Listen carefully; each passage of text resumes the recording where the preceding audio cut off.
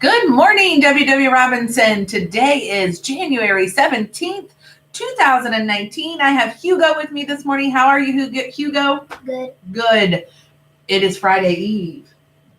Are you excited that it's Friday Eve? Yes. It's actually Thursday, not technically Friday Eve. That's just what I like to call it, right? All right, Hugo. Today is day 7 in our rotation. And can you tell us what's for lunch today? Taste of the South, oven fried chicken, mashed potatoes, broccoli, peaches, choice of juice, biscuit, choice of milk. All right, sounds like a good lunch. And I have Jacob here this morning. Right side back.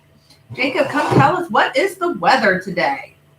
Come on over. I'll hold it over here so we can see you. All right, what is the weather? Cloudy. It is cloudy. Now, was it warm or cold out? Cold. It was very cold this morning, wasn't it? Did you wear mittens and a hat? No? Did your hands get cold?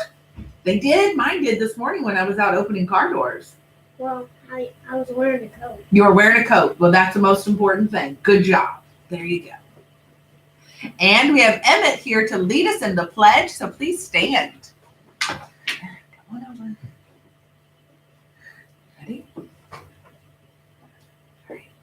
I pledge allegiance to the flag of the United States of America and to the republic for which it stands, one nation, under God, indivisible, with liberty and justice for all.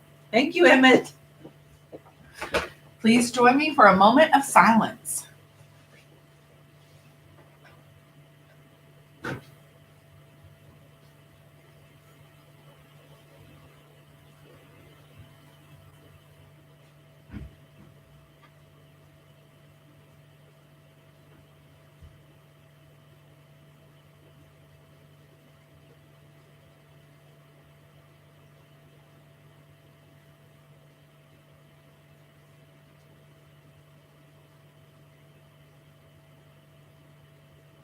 Thank you. All right, we have some birthdays this morning.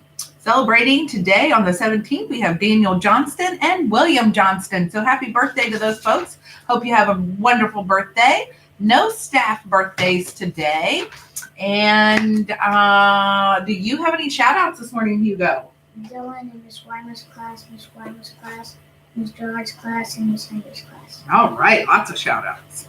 All right, so let's see where we left off earlier this week. So if you remember, he's at school with his helmet on. He was in the bathroom, and the custodian came in because Billy had pushed him down.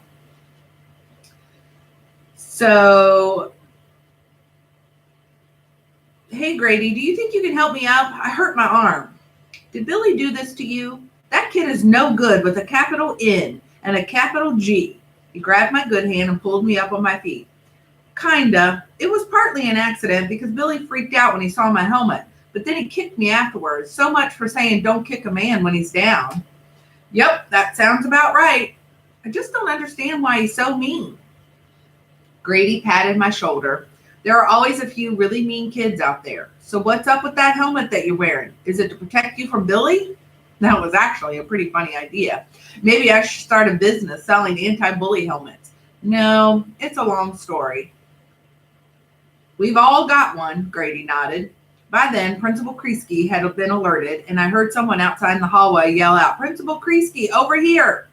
2 seconds later, he walked into the bathroom. Taking one look at my arm, which was already swelling up around the wrist, he made a face and shook his head. I knew exactly what he was feeling. Complete and utter dread. Now he had to call my mom and tell her to meet us at the emergency room. Grady volunteered to drive me, but Principal Kreisky said he thought it would be better if he did it. Mainly because Grady has a pacemaker, and I think he was nervous my mom's reaction by the end would be the end of him. I'd never been in Principal Kreisky's car before. I was pretty excited and asked to ride in the front seat. Benji, I'm going to try and get you back into your mother's care without further incident. So let's err on the side of safety, shall we? He answered. We pulled into the emergency room parking lot, and as we approached, I saw my mom's car parked right in front. Hey, that looks like my mom's car. I wonder if she's I wasn't able to finish my sentence because suddenly she was running alongside the car. What happened? What about our talk this morning? You assured me Benji would be fine, and less than a half hour later, I get a call from the helmet people saying that the helmet has been activated. Did he have another seizure? What are you doing just sitting there? Answer me. Is my baby okay? I couldn't help myself. I knew she wasn't talking to me, but I had to speak up. Mom, stop calling me a baby. My mom all but dragged Principal Kreisky out of his car and pulled the seat forward so I could get out. When I didn't appear right away, my mom came in after me. Suddenly, the whole back seat was filled with her big blonde hair. Benji, what is... Oh my God, look at your arm! My poor baby, are you okay? Why aren't you moving? What happened? Say something. Talk to me. What happened? Who did this to you? Say something. Mom, how can I say anything if you don't give me a chance? Stop screaming in my face. Please, I'm just fine. I just need help unbuckling my seatbelt and getting out of the car. Isn't this the coolest car you've ever seen? When I grow up, this is the exact car I want. My mom unbuckled me and pulled me out of the back seat, and pretty soon I was standing outside in the bright morning sunlight. Mom, it wasn't his fault. In fact, it wasn't even Billy Thompson's fault. I mean, what happened to my arm? He didn't even know it was me in the bathroom. I was hiding in the bathroom and he didn't know I was in the stall when he kicked it open. I guess maybe you should talk to him about the proper way human beings open a bathroom stall, which is with their hands and not their feet. But maybe he's a germaphobe. But then later he spit on me and then he kicked me, and that part was his fault.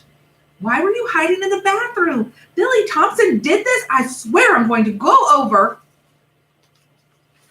to his house and talk to his parents. I should have never brought up his name in front of my mother. Normally I'd know better, but I think I was lightheaded from the pain in my wrist. It was throbbing so hard I could feel it in my ears. My mom hasn't been a fan of Billy Thompson ever since he wrote on me with the magic marker.